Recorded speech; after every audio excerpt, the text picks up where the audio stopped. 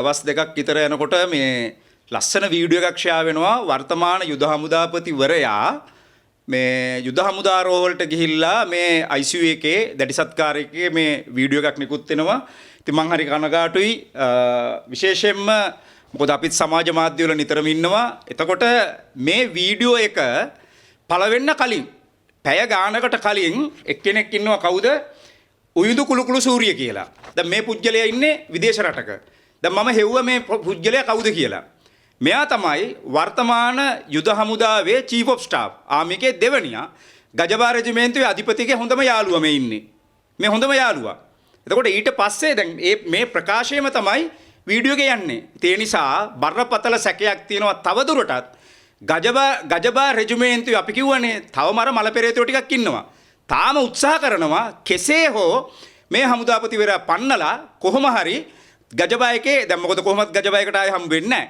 නමුත් දැන් උත්සාහයක යෙදෙනවා අපිට දැනගන්න තියෙන විදිහට මේ හමුදාපතිවරයාට මේක ඉස්සරහට කරගෙන යන්න දෙන්නේ තත්වයකට මේක පත් කරලා තියෙන්නේ. විශේෂයෙන්ම අපි කියන්න ඕනේ 2023 වසරේ පමණක් විකුම් ලියනකේ හමුදාපතිවරයා යටතේ 27000ක් ගෙවල් වලට ගියා. එතකොට එහෙව් කරපු මේ සංස්ථාවක් වෙච්ච හමුදාවක් තමයි මේ හමුදාපතිවරයා බාර අරන් තියෙන්නේ. ඉතින් ඒ නිසා විශේෂයෙන්ම අපි ජනාධිපතිතුමාගෙන ලිඛිත ඉල්ලීමක් කරලා තියෙනවා මේ වෙන විටත් එතුමාට වසරක සේවා දිගුවක් දෙන්න කියලා. දැන් මොකද ප්‍රශ්නේ තියෙන්නේ?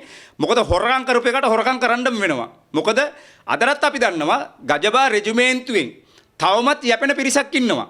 ඒ අය නැවතත් උත්සාහ කරනවා කෙසේ හෝ මේ හමුදාපතිවරයාට මඩක් ගහලා හමුදාපතිවරයා යන මොකද විශේෂයෙන්ම සමස්ත හමුදාව ගජබා කිරීම තුල මේ වෙනුවෙන් එළියට බැලලා හඬක් නැගුවේ මං විතරයි. ඒකට තමයි ලස්සනට මට නඩු තුනකුත් දැම්මේ.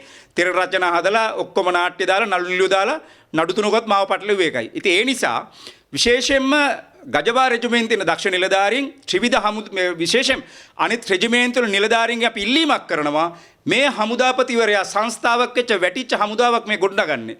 ඒ නිසා එතුමාට මේ ශක්තිය ධෛර්යය ලබා දෙන්න ඉදිරියට මේක කරගෙන යන්න. දැන් මොකද යුද හමුදා රෝහල සම්බන්ධව දිගින් දිගටම එතුමාට කාරණා කිව්වේ මම. මොකද යුද හමුදා රෝහලේ ප්‍රශ්න ගොඩක් තියෙනවා. ඒ නිසා දිගින් දිගටම අපි දෙය කිව්වා. ඉතින් ඒ නිසා අපි කැමතියි. දැන් හමුදාපතිතුමා කොහොමත් ඔය ආමි හොස්පිටල් එක පන්නනවම තමයි. ඒක මොකද දිගින් දිගටම රණවිරුවත් ඉල්ලීමක් කරා මේ යුද හමුදා රෝහලේ තියෙන ගැටලු ටික.